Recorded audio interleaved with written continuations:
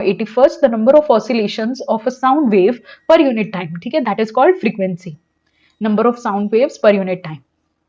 What is the ethanoic acid commonly called? Ethanoic acid का दूसरा नाम क्या है? That is acetic acid. पीछे हमने पढ़ा था ना, दैट इज मैंने अभी बताया था विनेगर के अंदर कौन सा होता है, इथेनोइक, और also called acetic acid.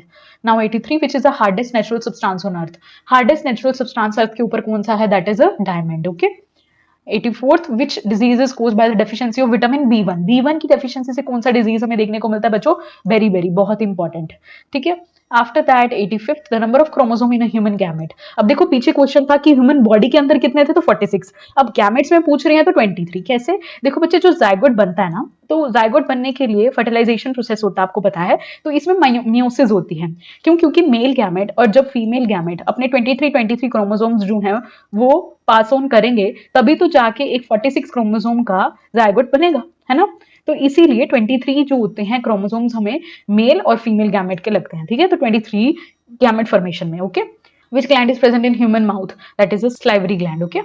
What is the scientific name of vitamin A? Vitamin A का साइंटिफिक नेम क्या है? रेटिनोल. मैंने बताया था विटामिन की अभी वीडियो बनाई थी, तो उसमें मैंने सबके साइंटिफिक नेम बताए थे तुम्हें. थायमिन किसका रहता है?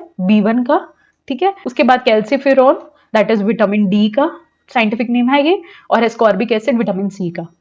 Plant growing on rocks. Rocks के ऊपर जो प्लांट ग्रो होते हैं उन्हें हम बोलते हैं लिथोफाइट्स. ठीक है. जो ड्राई एरियाज में होते हैं दैट इज जीरोफाइट्स. एपिफाइट्स जो दूसरे प्लांट की सपोर्ट की हेल्प से ग्रो होते हैं, और हेलोफाइट्स जो सॉल्टी एरियाज में रहते हैं, ध्यान रखना.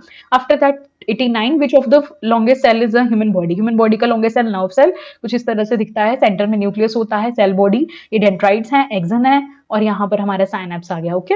After that which of the following organism reproduce by regeneration. यहाँ से पता लग गया होगा आपको, रीजनरेशन एक ऐसा प्रोसेस होता है सेक्सुअल रिप्रोडक्शन का, जिसके अंदर जो एक ऑर्गेनिज्म है, अगर हम उसको काफी सारे पार्ट्स में इस तरह से कट कर देंगे तो हर पार्ट जो है वो एक नया ऑर्गेनिज्म बन जाएगा. तो दैट इज कॉल्ड रीजनरेशन. और ये हमें किसमें देखने को मिलती है? प्लनेरिया. टेल जो होती है ना, लीजर्ड की टेल, उसमें भी हमें रीजनरेशन देखने को मिलती है.